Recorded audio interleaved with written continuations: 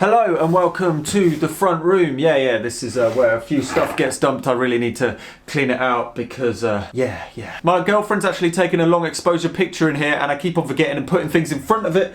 And yeah, there might be a video on our YouTube channel about that in the coming weeks. Who knows? There's a load of test equipment here and there's a few boxes, but it's all sorted out after this video. But that doesn't matter. We're not going to talk about that today. We're actually going to talk about this thing that literally just turned up. It's called the MOOG SUBHARMONICON. It's pretty funky. Yeah, Moog actually sent this over. It's really amazing that, you know, gets sent to someone to play with in these trying times. But I get to see what it's about. I've got it out and I've actually played it for about 2 minutes. And I shouldn't have, because I figured out a load of stuff out in those 2 minutes. But anyway, let's go and have a look at it. To some people, this name might not be new news, because back in moogfest, I think it was last year, maybe the year before, they actually had a kit for a subharmonicon that you could build there, and Loop Pop has done a video on it, and you know. But the thing is, I was expecting that to turn up, and then something completely different has turned up. This is not that one. It is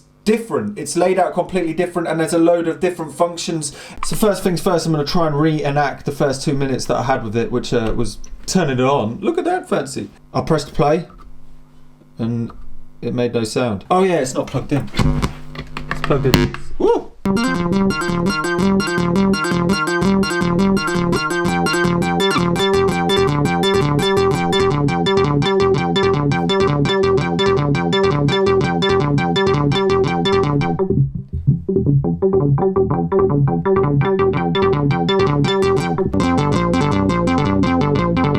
What the heck? With the cool crazy sequencer, I haven't got a clue.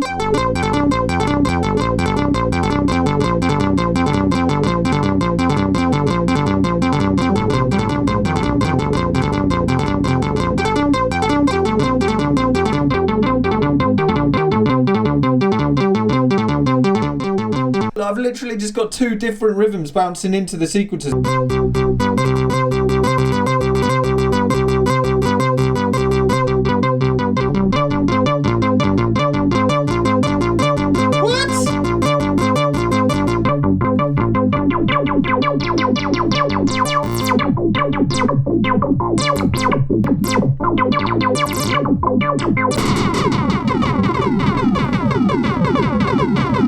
Anyway, flash forward to a few days where I can actually pretend I know what I'm talking about. A few days later, and we are back. This is definitely a strange beast, and I think it's good at making things that you wouldn't expect to make. Like, if you're going into it expecting it to play like, I wanted to play Africa by Toto, well, you're probably not going to get there with much luck. But this is pretty crazy for bashing out rhythmic melodies. So I figured first, let's just take it completely to pieces and have a look at what makes it tick. So this is not the first time I've taken a Moog apart in a video. I took apart the Moog Grandmother. I really am a big fan of the Moog Grandmother because it's just so big, it's simple, and it's built to be played and be usable instead of like, you know, pop on your specs and have a look at all the features and menu dive and all that stuff. Anyway, let's have a look on the inside of this. I've got a couple of bits. Ooh.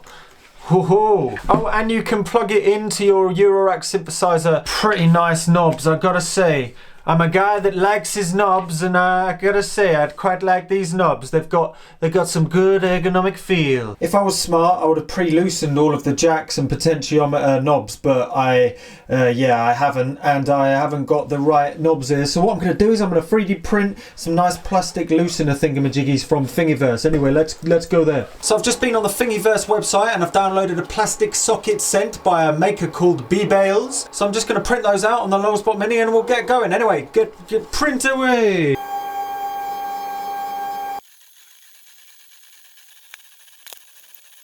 Lovely jubbly, that'll do just fine. Hopefully after that these fit. They do! They fit just right. Just loosen these mummers. Oh, I'm so chuffed. I've been meaning to print those out for yonks.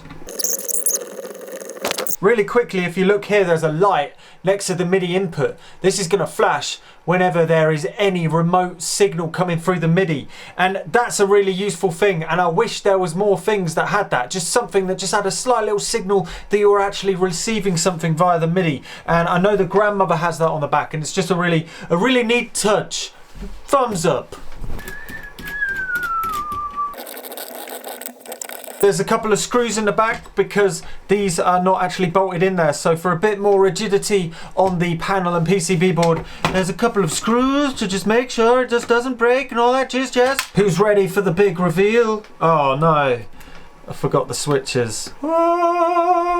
There are some crazy bits. Look at those light pipes for the LEDs. The brains behind the beast is on the back. The filter or the VCA could be around that. LM13700, and there's a few other funky things jumping around. That bit looks like the transistor ladder for the filter, and then a couple of oscillators maybe. Or maybe those are the oscillators. Oh, I don't really know. There's even a saying on top by Joseph Schillinger: music becomes the mathematics of the soul. Anyway, I'm going to put this back together.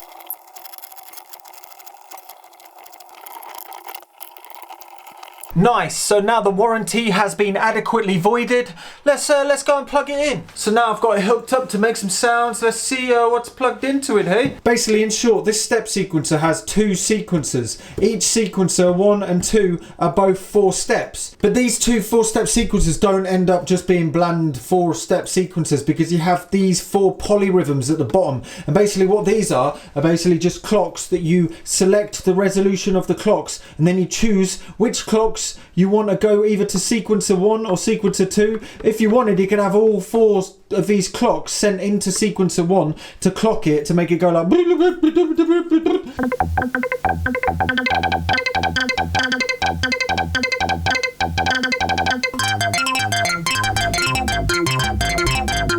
So I've got the subharmonicon plugged through this delay, which is the Triple Splashback, which is a new Kosmo module, and it's coming out in a couple of days.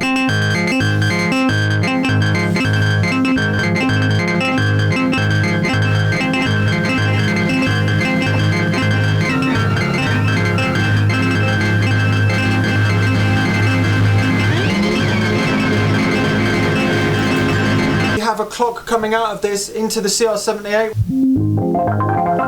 Bring in the drum beat.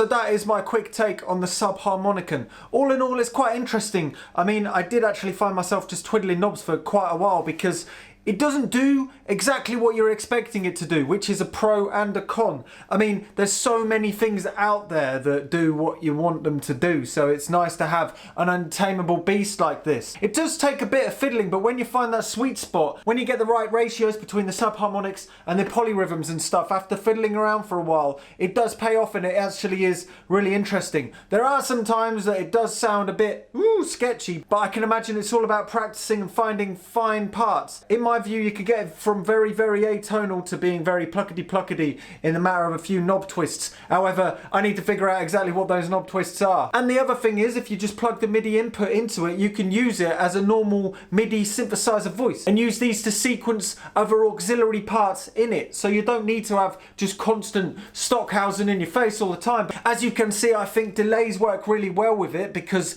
it really plays against the rhythms. If you get it nice and plucky, you can get the delays adding to the polyrhythms and stuff. And as usual, I've included some loops and samples on my Patreon from this, so if you want to download those and mess around with them, and I'll be using it in the next Patreon live stream, which will be up in the next few days. In fact, the vote has gone up today to decide which day it's gonna be. But anyway, that's enough for now. I've been Look Mum No Computer. Don't forget to subscribe and don't be scared to try it.